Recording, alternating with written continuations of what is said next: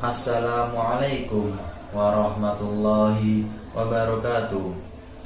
Alhamdulillahirabbil alamin wa bihi nasta'inu ala umuri dunya waddin wa ala alihi wa sahbihi wa barik wasallim. Puji syukur kehadirat Allah Subhanahu wa taala yang telah melimpahkan rahmat, taufik, hidayah serta inayahnya sehingga di sini kita bisa bertemu lagi dalam mapel Aqidah Alaq. Tak lupa sholawat serta salam kita agungkan kepada junjungan Nabi kita, Nabi Agung Muhammad Sallallahu Alaihi Wasallam yang kita nantikan syafaatnya di yaumul kiamah nanti.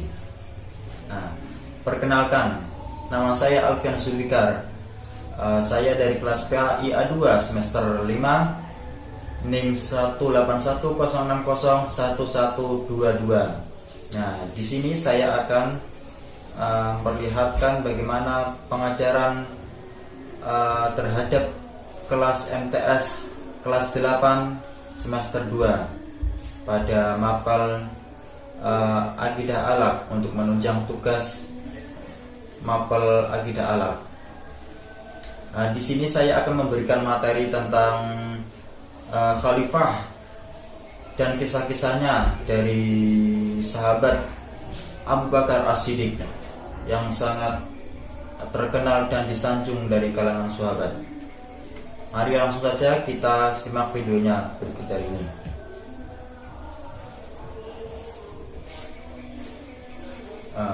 Assalamualaikum warahmatullahi wabarakatuh. Selamat pagi anak-anak. Bagaimana kabarnya? Semoga di hari ini kita selalu senantiasa diberikan rahmat, taufik, hidayah serta inayah dari Allah Subhanahu wa taala serta dimudahkan segala urusan dan kelancaran dalam melakukan suatu.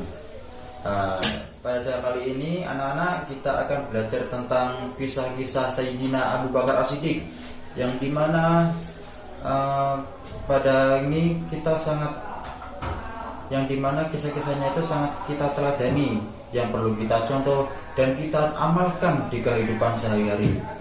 Nah, maka dari itu sebelum melakukannya kita harus mempelajarinya dulu. Kisah-kisah apakah sih yang patut kita ambil dari Sayyidina Abu Bakar As-Siddiq radhiyallahu anhu? Nah, pertama untuk mulai siapkan bukunya dulu anak-anak. Sudah? Kalau sudah siap, mari kita buka satu persatu, kita bahas, kita baca, dan kita simak secara bersama-sama.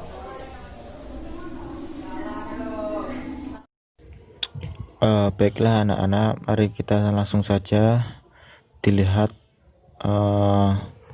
PPT-nya yang sudah Bapak bagi kepada kalian. Mari kita bahas yang pertama. Nama Abu Bakar As-Siddiq radhiyallahu an, yaitu adalah nama yang tidak asing lagi di telinga kita karena beliau adalah sahabat Rasulullah SAW, baik dahulu maupun sekarang. Dialah tetap yang dianggap paling agung dalam sejarah Islam sesudah Rasulullah SAW. Kemuliaan akhlaknya, kemurahan hatinya, dan pengorbanan harta benda dan kekayaannya, dan juga kebijaksanaannya dalam menyelesaikan masalah umat Islam, dan ketegangannya dalam menghadapi kesungkaran, merendahkan hatinya ketika berkuasa, serta tutur bahasanya yang lembut lagi menarik adalah sukar dicari bandingannya, baik dahulu maupun sekarang. Beliau adalah tokoh sahabat yang terbilang yang paling akrab dan paling disayangi oleh Rasulullah SAW. Karena besarnya pengorbanan beliau itulah Rasulullah SAW pernah mengatakan, Islam tegak di atas harta Siti Khadijah dan pengorbanan Abu Bakar. Maka dari itu kita sebagai umat Islam harus meneladani dari kisah-kisah beliau yang sangat berpengaruh bagi kita. Baik anak-anak, mari kita lanjut ke materi selanjutnya. Nah, beberapa keistimewaan beliau adalah Abu Bakar As-Siddiq radhiyallahu an adalah seorang sahabat yang terkenal karena keteguhan imannya. Bahkan Rasulullah SAW pernah menyanjung sahabatnya itu dengan sabdanya, Jika ditimbang iman Abu Bakar As-Siddiq dengan iman sekalian umat, maka lebih berat iman Abu Bakar. Mengapa demikian? Di antara jawabannya adalah karena beliau tidak mencintai dunia ini. Cintanya pada Allah dan Rasulnya melebihi apapun. Dan yang kedua adalah karena rasa takutnya pada yaumul hisab atau pengadilan Allah Subhanahu wa taala. Suatu ketika beliau berkata, "Alangkah beruntungnya jikalau diriku tercipta hanya seperti selembar daun yang tidak dihisab pada hari kiamat nanti." Nah, dua keadaan inilah yang menyebabkan Nabi bersabda bahwa imannya adalah paling berat dibanding iman umat Islam semuanya. Mari lanjut lagi. Berikut adalah deskripsi sedikit tentang Abu Bakar radhiyallahu an. Beliau adalah termasuk dari Ashabikul Awalun, yaitu orang-orang yang pertama kali masuk Islam. Setelah ia masuk Islam, dia telah menginfakkan 40.000 dinar untuk kepentingan sedekah dan kemerdekaan budak. Nah, dalam perang Tabuk, Rasulullah SAW telah meminta kepada sekalian kaum muslimin agar mengorbankan hartanya pada jalan Allah Subhanahu wa taala. Dan tiba-tiba datanglah Abu Bakar radhiyallahu an membawa seluruh harta bendanya lalu meletakkannya di antara dua tangan baginda Rasulullah SAW. Nah, melihat banyaknya harta yang dibawa oleh Sayyidina Abu Bakar radhiyallahu an bagi tujuan jihad itu, maka Rasulullah SAW menjadi terkejut dan kaget lalu berkata kepadanya, "Hai sahabatku yang budiman, kalau sudah semua harta bendamu kau korbankan, apalagi yang akan engkau tinggalkan buat anak-anak dan istrimu?" Nah, pertanyaan Rasulullah itu dijawab oleh Sayyidina Abu Bakar As-Siddiq dengan tenang sambil tersenyum. Ujarnya, "Saya tinggalkan buat mereka Allah dan Rasulnya." Dikutip dari tafsir surat Al-Lail. Diriwayatkan oleh Imam At-Tirmidzi dari Umar ibnu Khattab berkata, Rasulullah SAW memerintahkan kita untuk bersedekah. Nah, saat itu aku memiliki harta, maka aku berkata, pada hari inilah aku akan mengungguli Abu Bakar. Semoga aku mengunggulinya pada hari ini.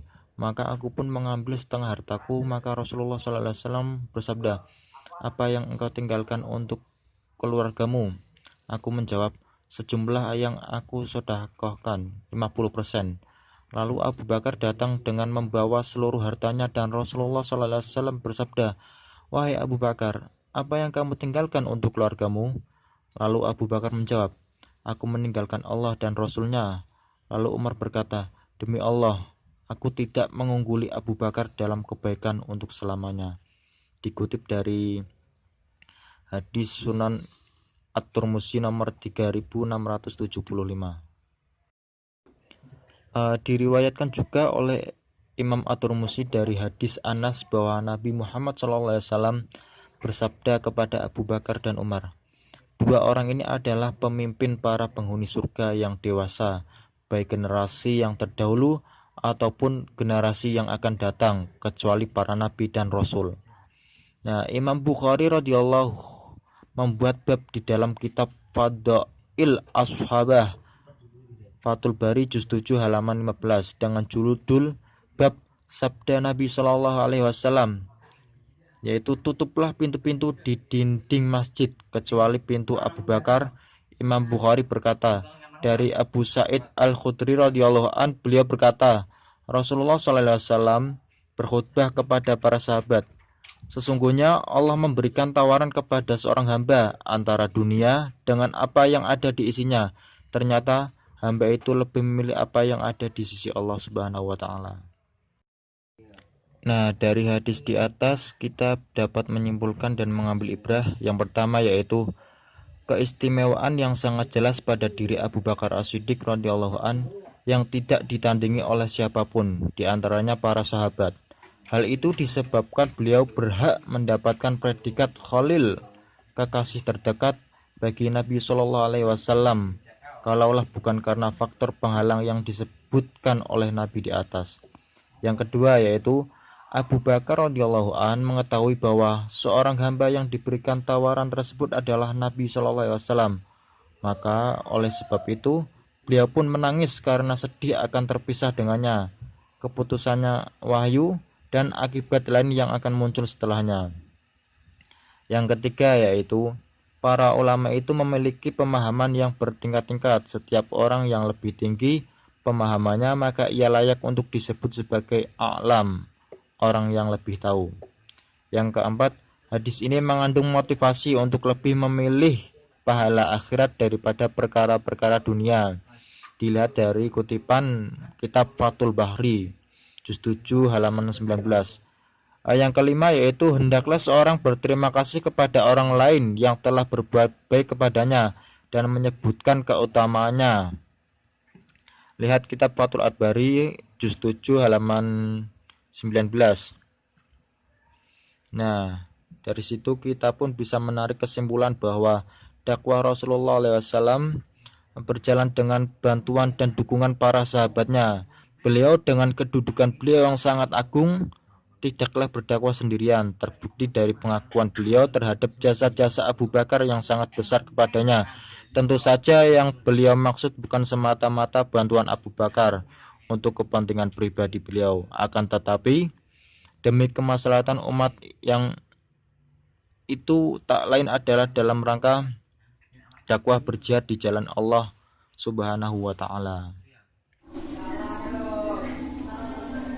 Nah, seperti itulah anak-anak kisahnya. Nah, bagi yang telah memahami, telah mengambil, telah menerima ibrah-ibrah dari kisah Sayyidina Abu Bakar As-Siddiq, bisa sebaiknya bisa diamalkan langsung dalam kehidupan sehari-hari, karena begitu besar pentingnya dan begitu patutnya akhlak-akhlak beliau yang patut kita contoh dalam kehidupan sehari-hari. Nah, untuk itu tak lupa kita sebagai umat muslim seharusnya sangat mencintai, sangat meneladani dari para sahabat-sahabat Nabi Muhammad SAW yang sangat mencintai beliau, yang sangat menyayangi dan yang sangat